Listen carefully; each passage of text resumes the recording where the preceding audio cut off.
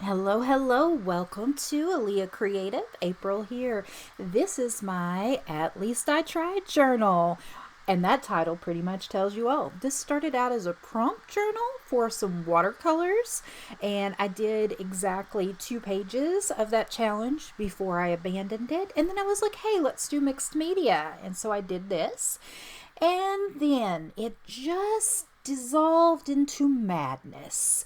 This sketchbook is a really neat paper quality. It was a little pricey. It's one of the handbook journals. And I don't know if that's what it was, but just so much of this just didn't work for me. Almost everything I created in here just felt like a bit of a disaster to so, what I've decided to do is do a series where we try to go in and see if we can improve some of these pages in this journal or sketchbook to make them a little bit more pleasing for me to look at. And I thought it would be a fun challenge if we just treated some of the things in here as a background and see what we can create from there. It might be an improvement, might be an even bigger disaster, but hey, it's just paper, it's just a journal. We're here to create and to have fun and to try new things. So if you like these types of videos and if you like these try to fix it series, do give a like and a subscribe. It really helps my little channel grow. And comment below if you also create some sketchbooks like this where you look through them and you feel a little bit of disappointment. That is certainly normal. I definitely want to highlight that sketchbooks and journals, they're a part of creating and learning and growing. And so it's really okay to leave them as is. You don't have to do what I'm going in to do here and try to fix it. But if you want to, it can be fun sometimes. So this was kind of like a watercolor. I was just playing around with some watercolors and making marks originally. And it is something. So I went in with my Sharpie Creative markers. Of course, I will link those in case you are interested. Now, I thought maybe I would turn this into some sort of worm or caterpillar or spider because it kind of gives buggy vibes, right? But it just wasn't working.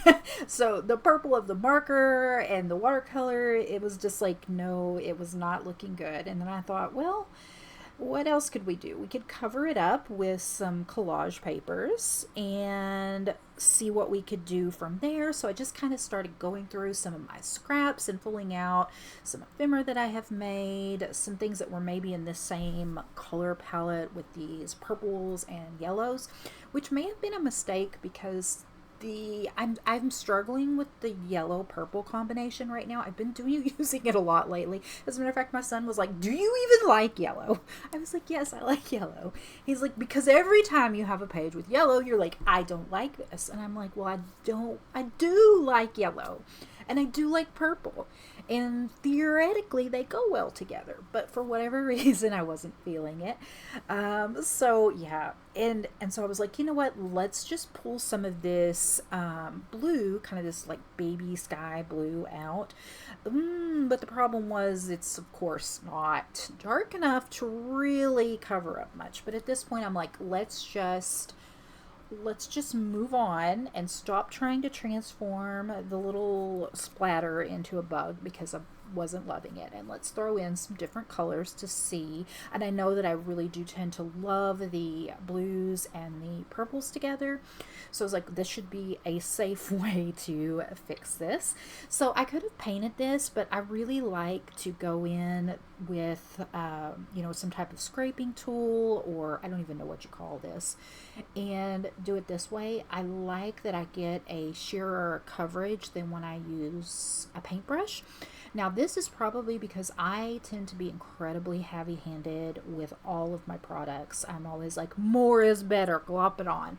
So I find that when I am using this method, I have a little bit more of a tendency not to get so incredibly crazy with the amount of product that I put on the page. So I really was thinking, as I've been doing some of these other pages, and I do have a couple of shorts that I'll also try to get up for you where I've transformed some of these since I filmed this particular one. But I think that I don't like this paper in here. Even though it's a good quality sketchbook, it just seems like no matter what I try to use it for, which intentionally I wanted to use it for watercolor, I don't like what the way that it works with the watercolor in the way that I use watercolor, because I'm not really a watercolor artist, and I don't think I use too much watercolor. I use too much water. You end up with these like splotchy, gloppy things that I don't like. So I think that that's part of it. I also don't love it for some mixed media because it is pretty absorbent. So I don't think it's a bad journal. I just think that it's not the paper quality that I want for my journey right now. But at the same time, it kind of was something that I've had it for quite a while. I do remember that I splurged quite a bit on it, and therefore I feel like I want to make the most of it. It's that whole thing I talk about versus using an inexpensive sketchbook to one maybe that feels more precious or expensive to you, that it can be really hard. You feel like it's precious or important, but in the end it's just paper and it's already here. So we've gone in, and I'm really trying to make some of these collage papers work, and I've kind of muted out the other design that was on the other side of the page with some more of that blue, but I did leave some of the yellow there because I thought, I made to not just be a monochromatic color tone here. And so I'm just really still working with my scraps and putting some in here to see what I can create. I didn't really, you can kind of see from the glare on the page that everything is not completely dry yet. Sometimes I have a dryer that I could use to dry this, but sometimes I am just an impatient creator, and I just won't take the time to do that, and I'll just move forward with my own insanity. So a lot of the time I really did want to use up a lot of these paper scraps that I have as well, because they have been floating around, and I just keep picking them up, putting them back down. So I thought, we're already working to kind of cover over or recreate something in this sketchbook. So this is the perfect time to try to use up some of these things. And here I am just getting glue stuck to me and the paper stuck to me like I do. So I did end up going in with this full sheet of paint scraping that I'd done. And this is on it's not a Hobonichi. I forget the name of it, but it's like a thin type Hobonichi-ish type paper that I had left in one of my journals. So oh look, here's where I discovered. I was like, why is this not gluing down? And it's because it was 2 pages stuck together, and I did not know that. So I was like, okay, let's pull that off, and now let's go in and see if we can glue it back down. Yeah, I can't believe I did that. I've tried to use that piece of paper so many times, and yet this was the first time that I realized that it was actually stuck to another piece. So I decided to leave the piece that I glued down, that blank piece there, down, and actually use it as sort of a space to fill in. So I wanted to go in with these different layers of collage and try layering it up to use up some of those papers, and then have how I painted the blue back there be like a border around it. So I decided, let's use this as the guide piece, and I ripped up some of the papers that I had lying around, and I'm just layering them in. I want to leave the torn edges so that it does kind of give that torn layered look that I do tend to like a lot, and I like to do it when I do my different collages. And I'm trying to get kind of to the edge there and fill it all the way out. Now this is kind of a backwards way of doing it, but that is my way. That is the Aaliyah creative way. Let's do things a little bit backwards, a little bit odd. And so the way that I'm laying these in is I'm going ahead and I'm gluing nearly the whole back of the paper, but I'm not pressing that top part down, so that I can tuck these other papers in behind it to give it that layered look that I'm going for. It's a little sticky. My fingers and working with the paper and keeping it from gluing it down. Now, could I have made this easier on myself by not gluing on top of the surface that I'm working on? Yes. Yes, that would have been better. I recommend that. Have something off to the side where you do your designated gluing. Don't glue right on top of your actual page that you're working on. It creates problems. It's not the best thing.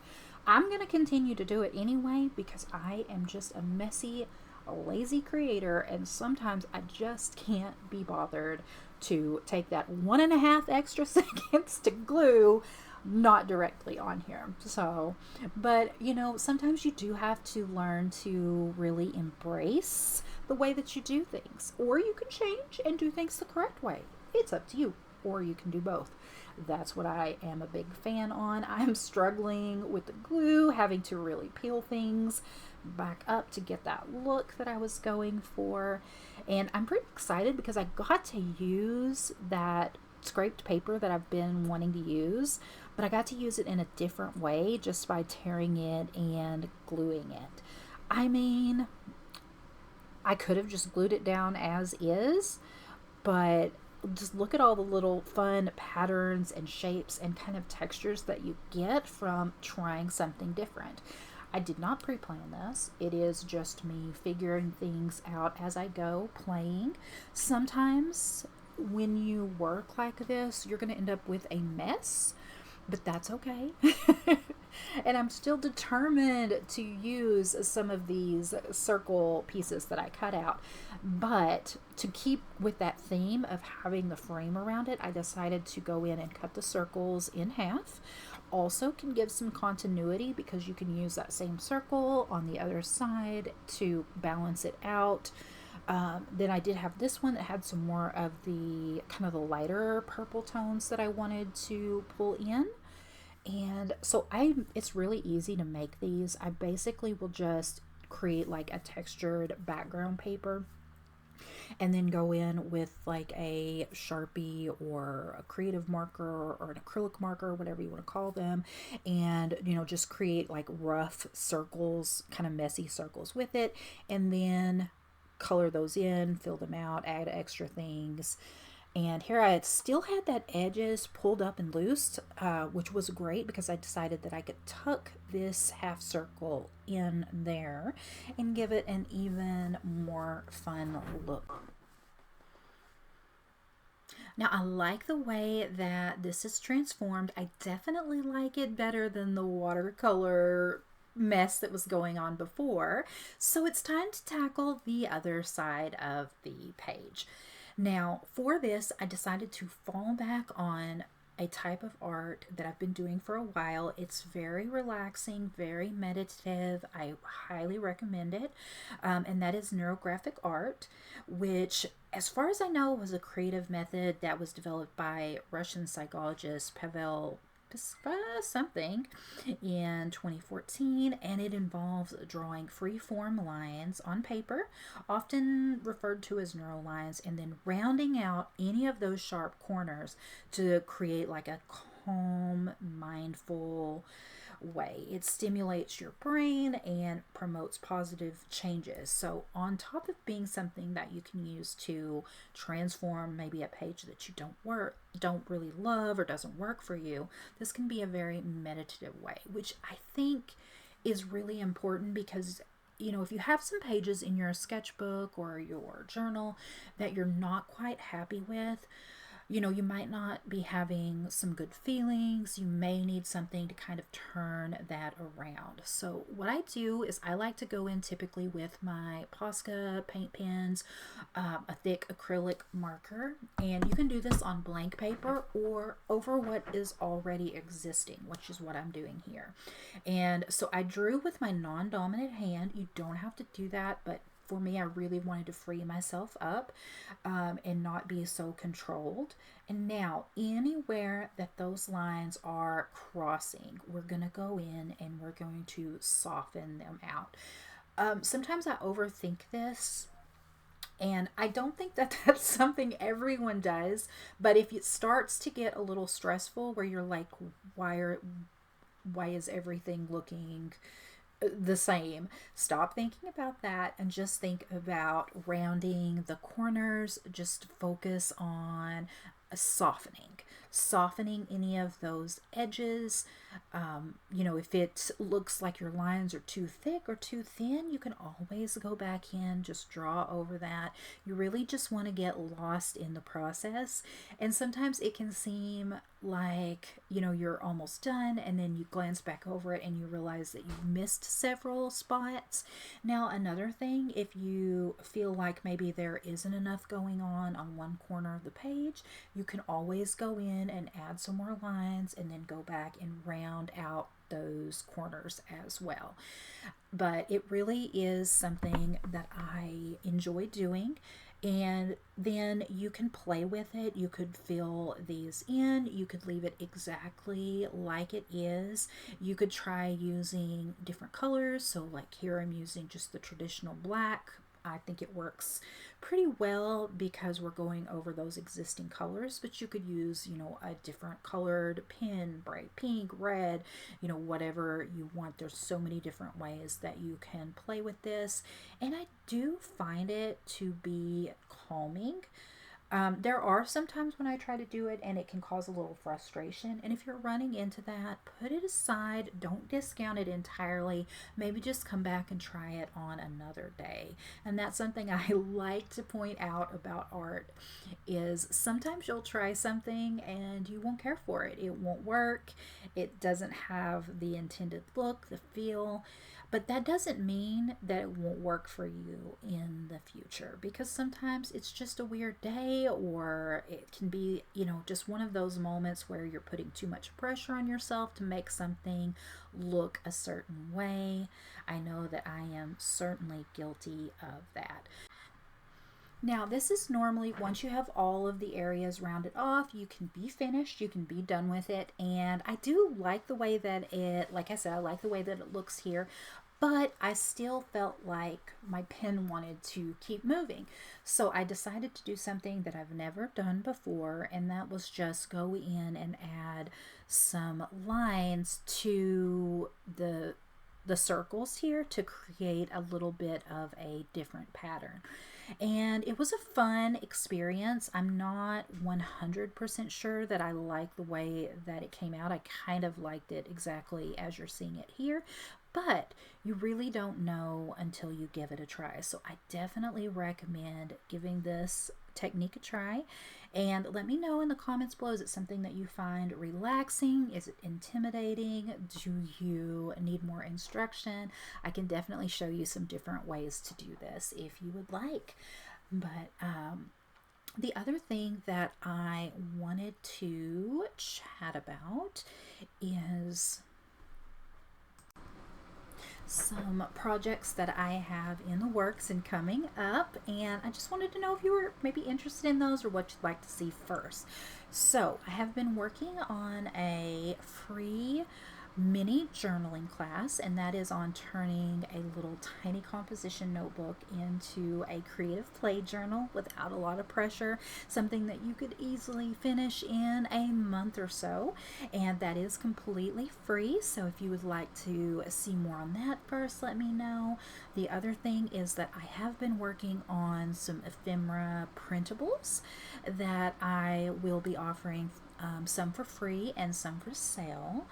And I would love to show you some of the pages that I have been creating, and some of them are strawberry themed. I have been so into strawberries lately. As you're going to see some of the flip throughs and pages in the future, you're going to see lots and lots of strawberries. I don't know, I mean, I've always really loved strawberries myself, to eat, and they're pretty because they're red, but for whatever reason I have just been so into drawing strawberries. So it's like whenever I don't know what to do, I'm just drawing strawberries and coloring them in, and I think I want to do some strawberry collage. So naturally, I've created some strawberry themed ephemera that I want to share with you, and I've already played around with it a little bit. I just need to tweak a few things, get them going.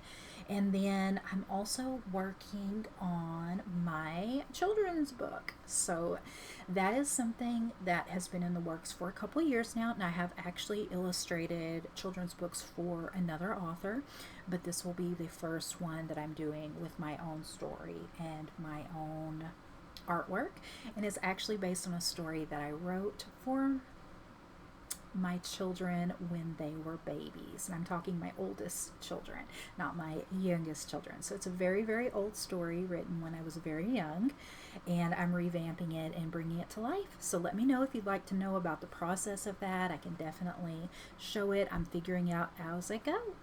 And here I'm just finishing up the last bits of this, drawing in those lines, and what do you think? Did we transform it? Did we make it better? Did we make it worse? All right, well, you go. Have a wonderful day. Create something, and I'll see you next time. Bye.